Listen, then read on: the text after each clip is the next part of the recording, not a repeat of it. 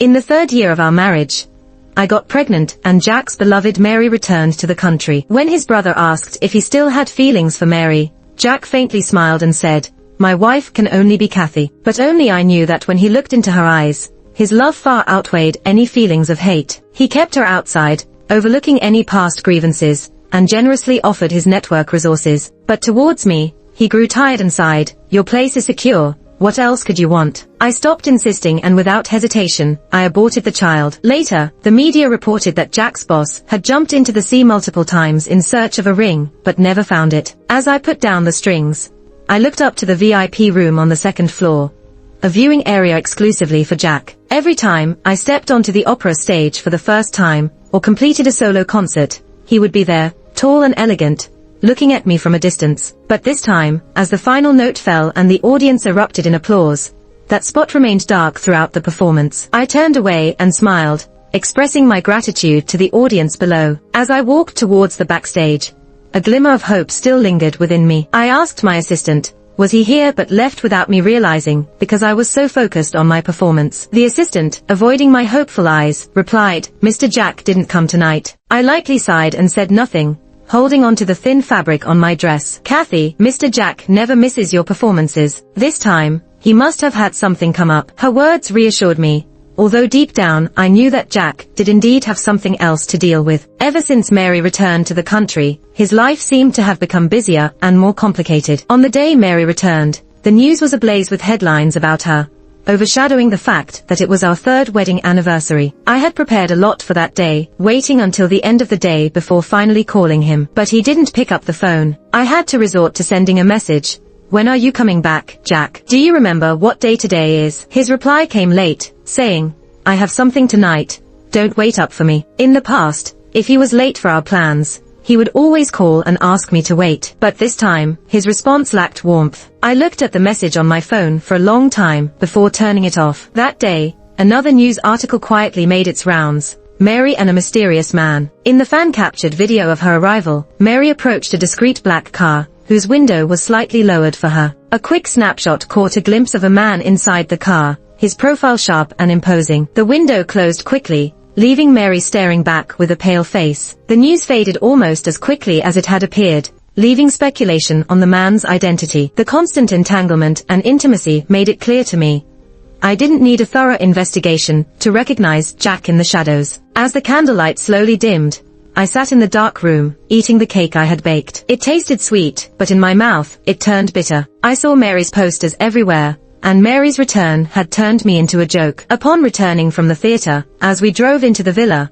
my phone buzzed with notifications from Mary's social media. 9 photos scrolled by until the last one. A partial view of a man's hand revealed a trace of a ring on his ring finger, the same hand that once placed a ring on mine. I lifted my head to see a tall woman with sunglasses. "Kathy," she stopped me. Mary removed her glasses, cutting straight to the point. "He has a home in West Mountain Apartments. Did you know? It's our home." From initial sympathy to current resentment, Mary had turned me into a bitter woman in just 3 months. Trying to control my tone, I said, "It's no use telling me all this. If he truly loved you, why hide in the shadows?" She smirked. "If he didn't love me, why would he make you suffer?" Her smile froze, and her eyes no longer held that smug glint. I continued, "Why would he marry you only as a backup choice? You were just his second choice after me." I've learned a thing or two from Jack over the years. Convincing him to agree to a divorce wouldn't be an issue for me. As I finished speaking, the gate suddenly opened, and Jack stepped out of the car, his face cold, eyebrows furrowed. He ignored Mary's soft calls, heading straight towards me, his hand gripping my waist. "Kathy," Mary's face paled as she spoke. Jack firmly held my wrist, not letting me struggle, and said to Mary, "Do you take my warnings as mere whispers?" He signaled the guards, escort her out. Back in the car, I watched Mary struggling and pulled my hand away from Jack. "Aren't you tired of this performance, Mary? How many times does she need to regret her mistakes before you're satisfied?" "Exhausted," I sighed. "If you can't let her go, let's end things amicably." Jack pinched his cigarette case and said with a smile, "Kathy, don't be mad at me." I gripped my sleeve tightly and whispered, "I'm not angry. I just realize that what I thought was pure love has now been tainted." He chuckled, arms crossed, and closed his eyes as he reclined, saying, "What more could you possibly want?" His voice was emotionless and weary. "Kathy, if you just behave yourself, we can be together for a long time." "But Jack," I don't want to be with you for a long time. From the first day I was by Jack's side, I knew about his past with Mary. Their breakup was nothing but a few common worldly constraints. He had nothing to offer besides his intelligence and looks back then, a young man with just passion. She wanted resources and connections that he couldn't provide, so she didn't want to stay with him. The most embarrassing thing was to leave quietly, without a word, and disappear far away. He resented her for hitting him hard when he was at his lowest. He also resented her for leaving decisively, not willing to bow down to him. And now, times have changed. Mary probably couldn't imagine the poor boy she once despised, who has now succeeded and is in power. On the day Mary returned, their mutual friends asked Jack in the group chat, "Jack, what do you think now that Mary is back?" The next second, Jason in the group directly mentioned the person speaking. "Are you crazy? He's already married. Why are you causing trouble here?" Ignoring him, the person continued to ask, "Jack, do you still have feelings for Mary? After all, you loved each other once. It's all in the past. Now that she's back, make sure not to meddle." I recognized this person, James, who had always admired Mary. It seemed he wouldn't give up until he got a confirmation from Jack, so he kept asking. Finally, after a while, Jack nonchalantly replied, "What's it to me? Can't just anyone drag stuff in front of me now?" While these words seemed indifferent, anyone who knew him well could tell that this usually cold-hearted person was showing emotions in that moment. Then, he said jokingly, "My wife is still here. Are you trying to get me beaten up if I go back?" The group fell silent immediately, and no one dared to speak a word again. The lover and the substitute, such a common combination. No one would believe that I was Mary's substitute, because we had nothing in common. I had only met a few of Jack's friends after being with him. During one gathering, he held my hand and went out for a smoke. His friends openly stared at me, commenting, "Jack's new Mary substitute. That doesn't seem right. Is there something about me that I don't know?" I looked at him sharply, and that was the first time I heard about being a substitute. Later, Jack didn't say anything after hearing these words from somewhere unknown. Several days later, a handsome man approached me at the window, his eyes like gemstones, as the rain touched his face and the wind blew away the smoke from his fingers. He put the half-burnt cigarette in the hand of the person who spoke earlier, causing a scent of burnt flesh to spread, all while keeping a straight face, saying, "If you can't talk, then shut up. If it wasn't for your family's sake, I would have shoved this cigarette into your tongue by now." The man apologized nervously as he sweated. I stood dazed in his arms, feeling uneasy. Jack looked down, pinched my cheek, and said, "No one is a substitute for anyone. I can tell the difference. Kathy is just Kathy. Kathy is Kathy, and Mary is Mary. No one is a substitute for anyone. Perhaps he just loves Mary more than me. That's all." In the first month of Mary's return, I ran into her with Jack at the Cloud Club. Wearing a white dress, with a delicate face and melancholic eyes,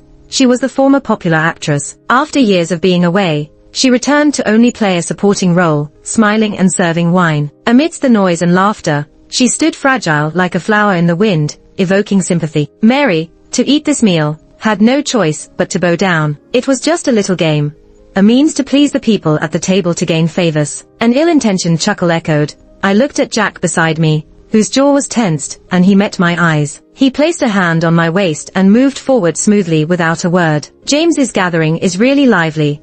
I wonder if my wife and I have the honor of joining." He entered uninvited, his cold voice filling the room with silence. Over the crowd, a flustered Mary looked at Jack, who avoided her gaze and showed no reaction, guiding me to the main seat. Everyone was respectful, offering drinks, compliments, and lighting cigarettes, as no one noticed Mary in the corner anymore. I lowered my head, feeling uncomfortable, straightened my back, and sighed internally. That hand on my waist tightened repeatedly, almost crushing me, yet he remained nonchalant, his veined hand almost breaking me. That night, we did not say a word to Mary from beginning to end. Some busybodies approached, and Jack's smoking hand trembled. The next moment, he lazily joked, "Blind. My wife is sitting here. Doesn't she see?" The person caught my gaze, awkwardly smiling. As Mary left, still with her head down and arms crossed, alone in the room, those people, unusually respectful, apologized to her, saying, "Mary, this whole act is tailor-made for you." I looked back, her dark eyes stubbornly fixed on Jack's back,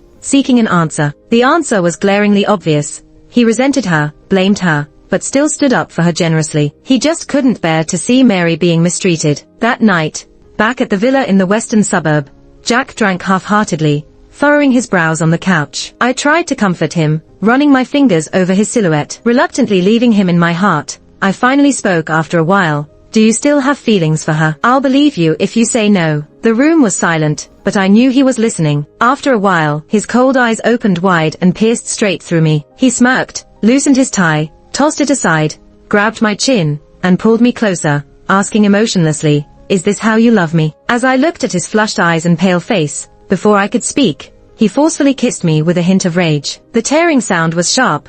Emotions surged through the haze like a fierce spring tide, making me fall into it repeatedly. He bit my shoulder fiercely, drawing blood, his eyes turning even redder. No one else can do what my woman does. As long as you behave, no one can threaten your position. I covered my eyes with my palm, tears slipping through. In the depths of passion, I whispered through clenched teeth, I love you so much, so much. I couldn't let go, so I had to use all my courage to bet it all on him. A gamble to erase the lingering embers in his heart. But love always dislikes gambling, because it's hard to control emotions.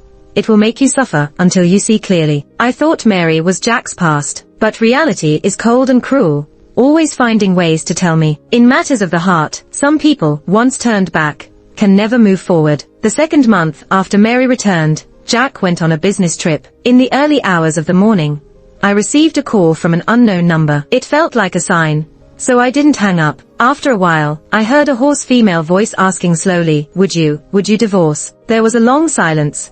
I gripped the phone tightly, trying to fool myself into hanging up, not wanting to hear the answer. Finally, Jack's indifferent voice came from the other end.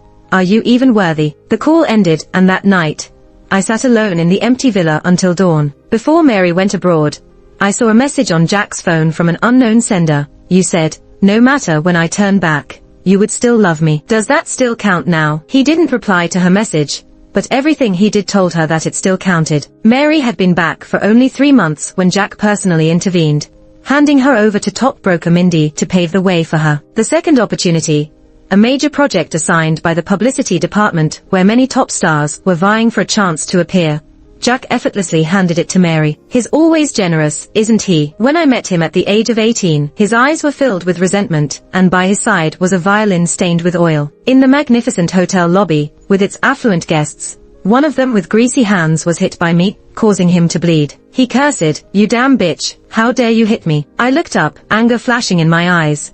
I'm just a part-timer, you have no right to touch me. I didn't know that I had hit the heir of the group, who could easily make my sick mother and me penniless with a snap of his finger. When no one dared to stop his anger, Jack, in a black coat, walked past the revolving door, and his lazy gaze coincidentally met mine. At that moment, it seemed like the fountain, the pedestrians, the flowing music all stopped, leaving only the two of us, one unattainable, the other obstinate and proud. Two parallel lines that would never intersect, but at the moment he turned the corner, they could no longer remain unrelated. No one knew what he saw in his mind when he saw me that moment, deciding to stay. But he saved me, and I climbed out of the mire onto the road of stardom, becoming famous and earning a lot of money, enough to extend my mother's life by 3 years. At first, he would occasionally have his mentor Mindy pick me up to have a meal with him. I would always be nervous, cautiously addressing him as boss. Then one night, when he couldn't sleep, in the dim room, exhausted and vacant, he patted the spot next to him, come here. Initially,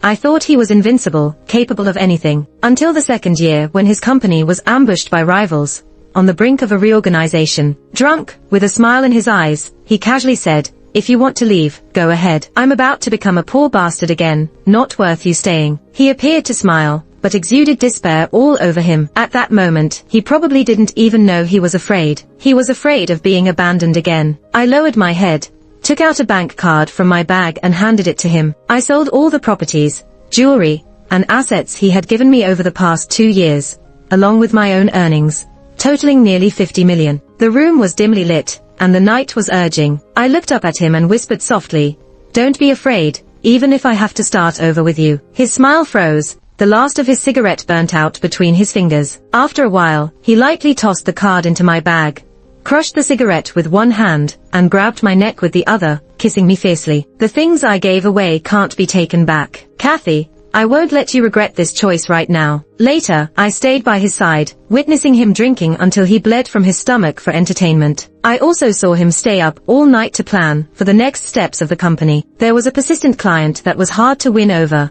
hearing that he was under his wife's thumb. So, I started with his wife, who enjoyed making things difficult. She asked me to shine her shoes, and I obediently knelt down to do it for a whole month, which ultimately led to a serious knee injury. But she was pleased and accepted my request with a smile. After Jack found out, he played with my fingers, his eyes showing emotions I couldn't decipher. He held me tightly in his arms, resting his chin on my shoulder, and didn't say a word. After that failure, he moved faster and more steadily in business. Today, the scale of the group is no longer what it used to be. But during those years with him, the thought of marriage never crossed my mind. One day, he got drunk and asked me casually but coldly, "Would you marry me?" There were no flowers, no rings, no tear-inducing confessions of love, just this careless question. But I've always been tolerant towards him. The proposal seemed inappropriate, but what more could I expect from him? So, even though I knew it wasn't right in that state of intoxication, I still replied, yes. In the years after marriage, everyone said I was lucky to have someone who cared so much for me. Every birthday, he would light up the whole city with fireworks just for me. And he would buy me expensive necklaces, without blinking an eye at my casual compliments. No matter how late it was, whether it was raining or windy, he would always rush back to hold me in his arms. I started to believe that he loved me to the core. He even bent down to ask about my dreams and supported my ambitions. Looking back now, I realized that all these years,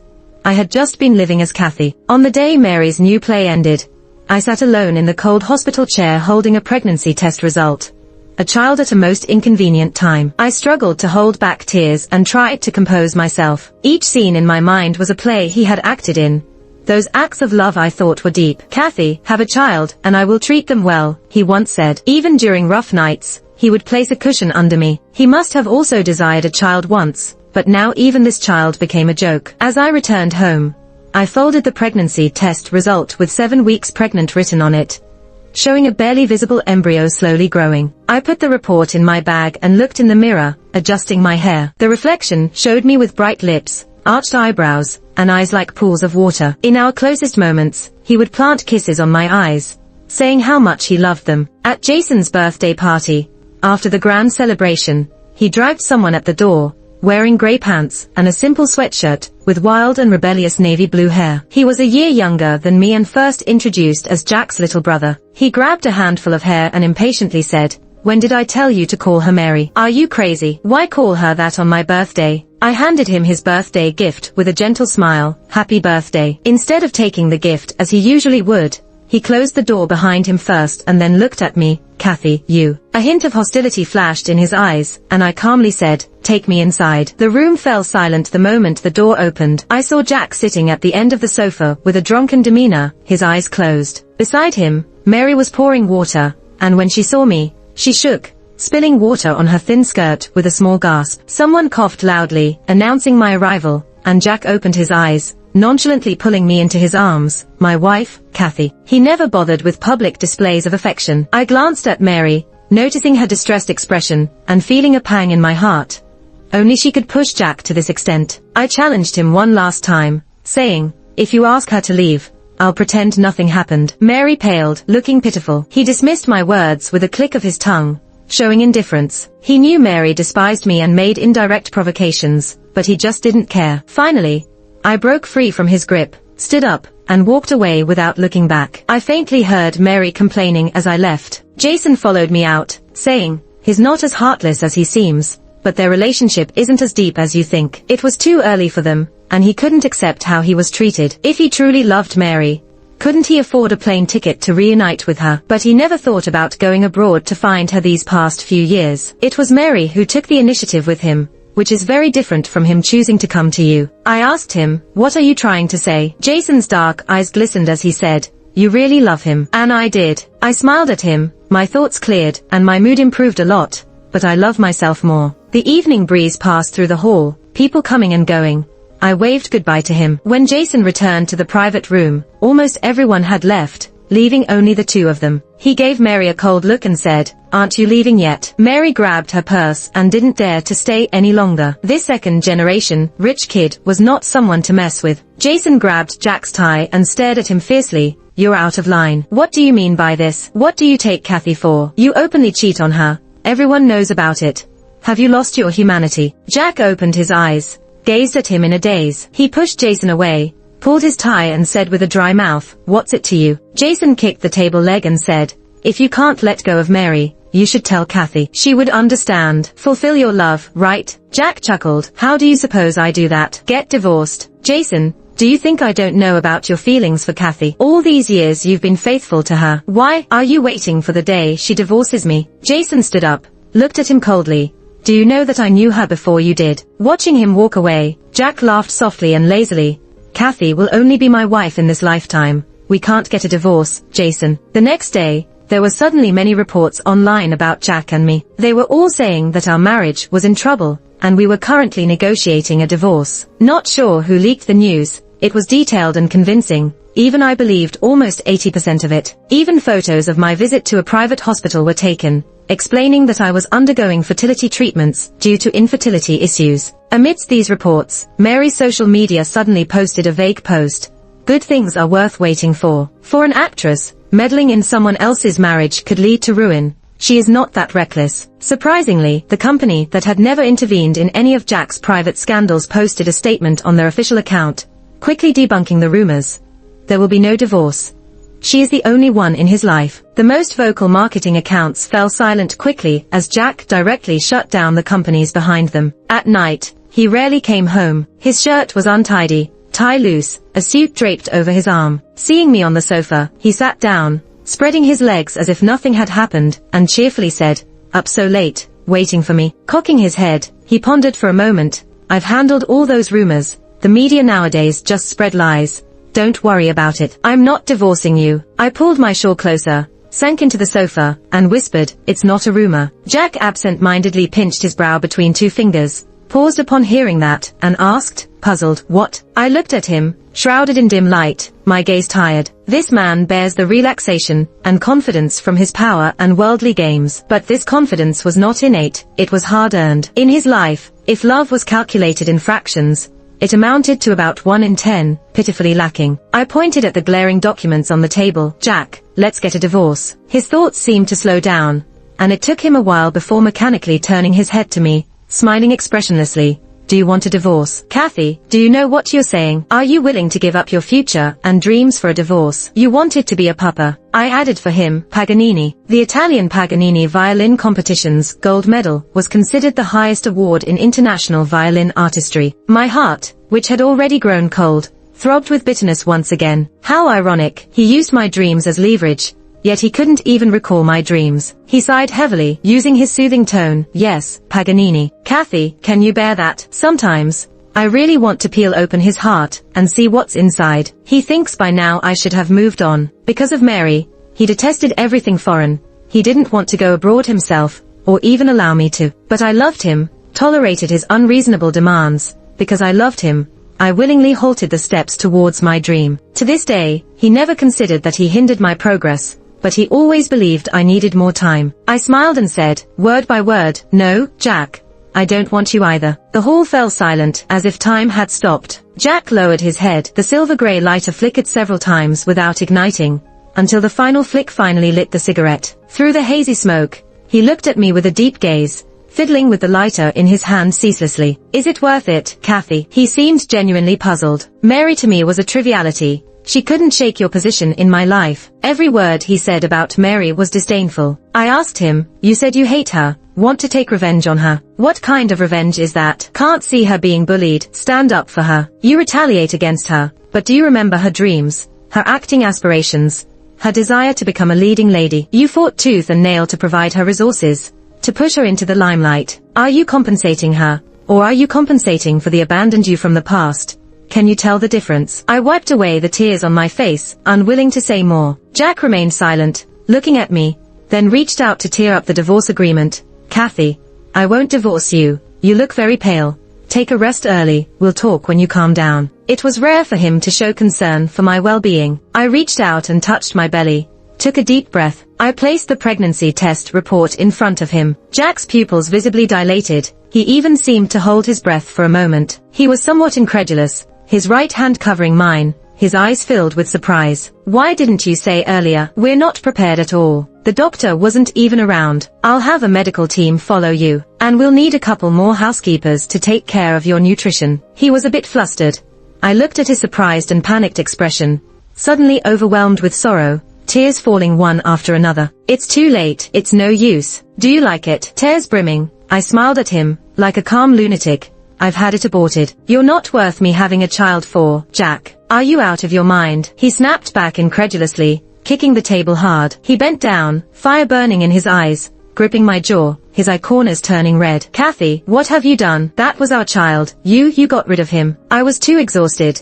Couldn't even rest after the operation. I could only lay there, like a corpse, letting him vent his anger. Suddenly, I felt lifeless, as if I had scared him. He let go of me, pulling me into his embrace. It's my fault. I shouldn't have shouted at you. I don't blame you. We'll have more children. We won't get divorced. Do you mind about Mary? I'll handle it cleanly. Okay. It's too late, Jack. Why did you have to wait until I reached the brink of despair before you were willing to relent? I had begged him before, tears pooling on the ground. Jack, can you please stop meeting her? I don't like it. He coldly replied, she's just a friend. Don't make me dislike you, Kathy. Mary's appearance was brief. I started seeing a therapist frequently, with drawers full of medication by the bed. I was tormented, sleepless at night, afraid of losing him, plagued by dreams of him and Mary leaving together. I told him I was sick, very sick. He didn't even look up, interrupting me. Kathy, don't play these tricks.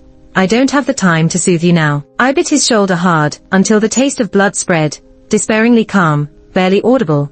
I've hired a team of lawyers. We are definitely getting a divorce. You better prepare for the division of assets. I won't take less money. That night, I passed out in Jack's arms. When I woke up, I was in the hospital for several days, without seeing anyone related to him. Childishly, he resorted to avoiding me to reject the divorce. He knew that the unborn child had severed all of our retreats. Stepping out of the hospital elevator, I bumped into two people, the camera flash making me instinctively shield my eyes. Miss Kathy, there are anonymous rumors that you intruded into someone else's relationship. Is that true? I heard that you swooped in while Mary was abroad for further studies, and had a conflict with the chairman of the Jack group, becoming Jack's wife. Is it true that you visit the hospital every day, because you can't conceive? Mary and Mr. Jack used to be lovers. You, as an interloper, took over her position when she returned. Do you feel shameless? I glanced silently at her nameless work badge, obviously written by someone. She dared to bring such flawed stories to the media so brazenly. I feigned embarrassment, evading, asking, who said that? That person seemed to have caught the truth, getting more excited. After a short delay, my bodyguard finally drove them away. Sitting in the car scrolling through my phone, not even half an hour passed before a marketing account, with only a few hundred followers, released an interview video. In the video, I seemed evasive, looking like someone caught with a weakness,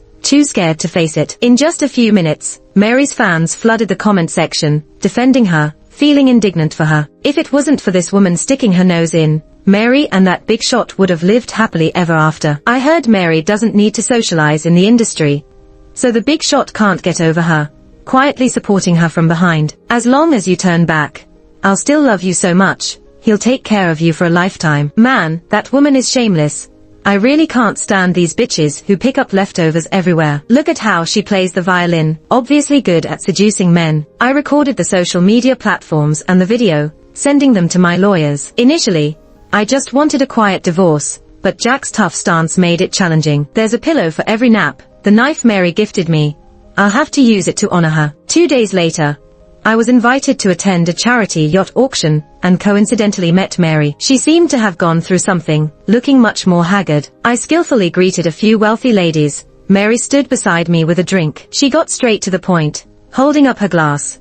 I never expected Kathy to be so cunning, using a child as a trick to bind him tightly. Impressive. Actually, you never really wanted to divorce him, did you? It's just a game of cat and mouse. I glanced at her casually. The old Jack really had poor judgment. In a crowded place with wandering eyes, as we talked, we seemed to be conversing harmoniously, walking straight to the deserted deck. She tightened her grip on the glass, then chuckled nonchalantly. You think I'm despicable, shameless. I'm just trying to live a better life. I've always been pursuing what I want. If he couldn't give me what I wanted temporarily, then breaking up would be good for both of us. And now, he can give me what I want. He still has me in his heart. I don't mind bowing down if it means I can openly face my ambitions. I smiled. So, with you in the picture, he can't even bring up the divorce with me. It takes all this effort from you. It was obvious her answer had hit a nerve when she evaded. As long as you divorce quickly, I can come out and speak out about the online matters. I believe you won't talk nonsense online, there's no benefit to anyone in exposing the truth. You love Jack so much. You probably won't want him to be affected. I nodded knowingly. So that was it, because I loved Jack so desperately. And so, Jack could hold on to my love, behaving recklessly. Mary also took advantage of my love that had fallen to the dust to splash dirty water on me, asking me not to distinguish the truth. I was too lazy to argue with her, and was about to turn back when Jack, in a black coat, walked towards me, probably trying to defend Mary once again. I kept walking without looking at him. He glanced at me, and strode past me. The next moment, I heard Mary scream behind me. I quickly turned back to see Jack with his hand around her neck, veins popping on his forehead. Didn't I tell you not to appear in front of my wife anymore? Not obedient, huh? In that case, maybe you don't need your ears anymore. Mary, struggling to speak while being restrained, said, Jack, we just bumped into each other. I didn't mean to, please, don't. I coldly watched everything in front of me. Men can deceive even themselves when they start acting affectionate. Jack let go of her, caught up from behind and grabbed my bare arm. I felt a chill and quickly pulled my hand away. You wanted to go see the glacier before. Once I'm done with these days, I'll take you. Is there anywhere else you want to go? You say it, and I'll accompany you. I stopped and looked at him, deadly serious. From now on, wherever I want to see the sea, feel the wind, go the way, over mountains and waters, the world is vast and free. I'll go by myself. And between us, there won't be a future anymore. He tightened his fingers, his voice hoarse and trembling. Is this the only way left between us? Am I so unforgivable? You know, between me and her, it doesn't matter anymore. I interrupted him. Whether you had anything with her, whether you love her, it doesn't matter to me anymore. Because, I don't care anymore. You're just saying things in anger. He stared into my eyes, trying to find a loophole, but my unapologetic gaze made him not dig deeper. He avoided my eyes. What should I do for you to not divorce? By now, the yacht had slowly approached the shore, still a distance from the harbor. I took off the ring in my hand, a simple ring. He put it on me himself, with his name engraved on it. Right in front of him, without hesitation, I threw the ring into the sea. After a while, I said to him, if you can retrieve the ring, I will agree. Any sensible person would know that this was an impossible task. But he grabbed it like it was his last straw, took off his jacket, pulled me to the deck, asking me not to leave, saying he would find it. After speaking, he jumped into the sea without hesitation, diving in fiercely, resurfacing a while later, then disappearing again. This repeated a few times, causing a commotion and attracting a crowd. Many journalists present smelled a scandal, and started writing and fabricating. When I looked up, Mary was pale, looking at me with unwillingness and disbelief. As for me, after taking one last look at the calm yet turbulent sea, I turned and left. He didn't want a divorce, kept begging me, asking me to change my mind. Was it really because he loved me? No, it wasn't. He was just used to the fact that I loved him, used to having someone love him wholeheartedly, unconditionally, and fill his entire being with love. But any time I turned back, something like Mary's incidents would repeat, because he always loved himself the most. I opened my social media platform again, only to find even my alternate account was being exposed. And on the hot search list, Jack, the man who jumped into the sea for love, dominated the trend. These media people really have a knack for coming up with names. And the next moment, the topic subtly shifted to Mary and appeared on the hot search list. The top headlines were all my PR team's work, spending 2 days and nights on all the counterattacks. They dug up Mary's life tracks inside and outside the country, made clear about the things between me, Jack, and her. Even Mary's past in foreign countries, getting involved in the casting couch, and drug abuse were revealed one by one. From being envious of the poor and loving the rich, interfering in others' relationships, each of these accusations was enough to ruin her reputation. In an instant, public opinion changed. Her agent tried to save that important role and came to me overnight. I asked her to apologize to you on social media. Would you please say a few good words for her? Can you do that? I didn't want to make it hard for her, pointed to the door, signaling for the guest to leave. Tell me which part of it is untrue. I will apologize to her for you. Mary's reputation took a deep dive, even being blacklisted by the official media for her past drug use. These rumors also caused some turbulence for Jack's group, but the internal PR team responded quickly and managed to calm the situation. As for Jack, he resisted the idea of divorce. Unfortunately, my legal team had already submitted all evidence of his infidelity during the marriage to the court, going in and out of the apartment and hotels together, giving away shared assets to a third party without permission, unwillingly or not. He had to agree. As he signed the divorce papers, Jack, holding the pen, hesitated to look up. When his mind was uneasy, he liked to pinch the tips of his fingers. The years he spent climbing back up from the rock bottom, he spent countless nights leaning on my shoulder, pinching his fingertips all night long. Seeing me taking the divorce agreement and getting ready to leave, he stood up in panic, awkwardly trying to persuade. Kathy, you'll regret divorcing me. And he will never regret it. I smirked, didn't say another word. Epilogue. At the age of 28, Kathy finally boarded the flight to Genoa, Italy. Jason saw her off at the airport, his dark eyes closely following her figure. There were many things he wanted to say, but in the end, he just asked her if she could give him a farewell hug. Kathy smiled and gave him a big hug without hesitation. The only thing he could get was an embrace given under the pretext of courtesy. Carlo Felice, a solemn ancient theater. The audience in the seats gazed at the girl in the center of the stage, in a pure white chiffon gown, with her dark hair in a low bun.